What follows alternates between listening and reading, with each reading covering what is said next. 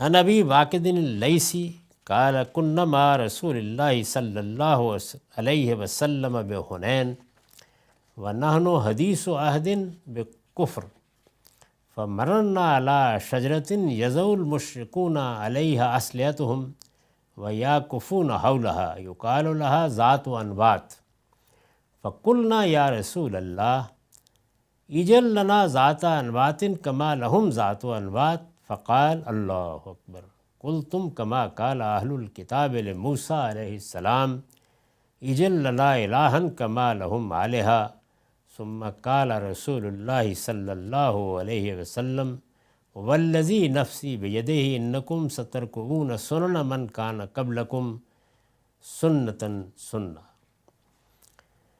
یہ مسند طیالسی کی روایت ہے، رقم ہے 1443۔ ترجمہ سن لیجئے، کیا بات اس میں بیان ہوئی ہے۔ ابو واقد لیثی رضی اللہ عنہ کہتے ہیں ہم حنین میں رسول اللہ صلی اللہ علیہ وسلم کے ساتھ تھے اور ابھی نئے نئے کفر سے نکل کر اسلام کی طرف آئے تھے۔ ہم جب قرآن میں پڑھتے ہیں نا کہ سیدنا موسیٰ علیہ السلام کی قوم کے لوگ ان کے ساتھ نکلے، سامنے فرعون غرقاب ہوا، سیدنا موسیٰ علیہ السلام نے کچھ تبلیغ دعوت کر کے ان کی اصلاح بھی کی، لیکن وہاں انہوں نے ایک پرانا مندر دیکھا، اس کے آثار اب بھی ہیں اسی صحرا میں، اور یہ دیکھا کہ مندر کی کیا شان ہے اور اس میں کس طریقے سے بت رکھے ہیں۔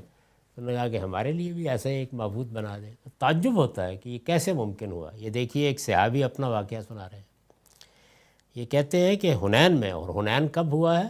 یعنی فتح مکہ کے بعد یہ جنگ ہوئی ہے۔ ہم حنین میں رسول اللہ صلی اللہ علیہ وسلم کے ساتھ تھے اور ابھی نئے نئے کفر سے نکل کر اسلام کی طرف آئے تھے۔ یعنی یہ وہ لوگ ہیں کہ جو حضور پر اس طرح پہلے مرحلے میں ایمان نہیں لائے جس طرح کہ جلیل القدر صحابہ لائے، نئے نئے داخل ہوئے کہ ہمارا گزر ایک درخت کے پاس سے ہوا، یعنی حضور پر ایمان لے آئے ہیں، راستے میں ایک درخت کے پاس سے گزرے جس پر مشرکین اپنے اسلحہ لٹکا دیتے اور اس کے گرد پرستش کے لیے بیٹھ جاتے تھے، جیسے ہمارے ہاں درختوں کی پرستش ہوتی رہی ہے۔ یعنی پیپل کی پرستش تو پورے ہمارے بر صغیر میں، یعنی کہا جا سکتا ہے کہ شمالی بر صغیر میں تو ہر جگہ ہی ہوتی رہی ہے۔ اسلام کی طرف آئے تھے، ہمارا گزر ایک درخت کے پاس سے ہوا جس پر مشرکین اپنے اسلحہ لٹکا دیتے اور اس کے گرد پرستش کے لیے بیٹھ جاتے تھے۔ یعنی درخت کے گرد بیٹھ کے کچھ توہمات تھے جن کی بنیاد کے اوپر اسی طرح کی عبادت گویا ہونے لگ جاتی تھی۔ اسے ذات انوات کہا جاتا تھا اس درخت کو۔ چنانچہ ہم نے بھی رسول اللہ صلی اللہ علیہ وسلم سے عرض کیا کہ جنگیں کرنی ہیں، اب ظاہر ہے کہ ہمیں بھی کہیں اسلحہ لٹکا کے کوئی ذات انوات بنا دیجئے، ہم بھی اس طرح پرستش کر لیا کریں، یعنی اندازہ کریں۔ ہم نے بھی رسول اللہ صلی اللہ علیہ وسلم سے عرض کیا کہ جس طرح ان کا ذات انوات ہے آپ ہمارے لیے بھی اسی طرح کا ایک ذات انوات ٹھہرا دیجئے۔ آپ نے یہ سنا تو فرمایا اللہ اکبر، تم نے وہی بات کہہ دی جو اہل کتاب نے اپنے پیغمبر موسیٰ علیہ السلام سے کہی تھی کہ جس طرح ان کے معبود ہیں اسی طرح کا ایک معبود ہمارے لیے بھی بنا دو۔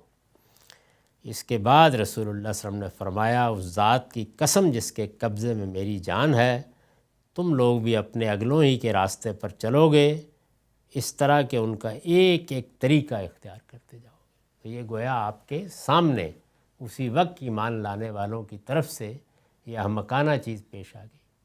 ایسی صورتحال اس سے اندازہ کیا جا سکتا ہے کہ شرک کس طرح سے ذہنوں میں اتر چکا ہوتا ہے، بدعتیں کس طرح گھر کر چکی ہوتی ہیں، وہ کس طرح انسانی وجود کا احاطہ کر لیتی ہیں، اور پھر انسان جب صحیح دین کی طرف بھی آتا ہے تو یہ چاہتا ہے کہ کوئی متبادلات ہوں، اس لیے کہ جو ایک تعلق خاطر، جو خاص طرح کی رنگینی، جس طرح کے رسوم اس سے وجود میں آ چکے ہوتے ہیں، وہ سب لوگوں کے لیے آخری درجے میں دلچسپی کا باعث بن جاتے ہیں۔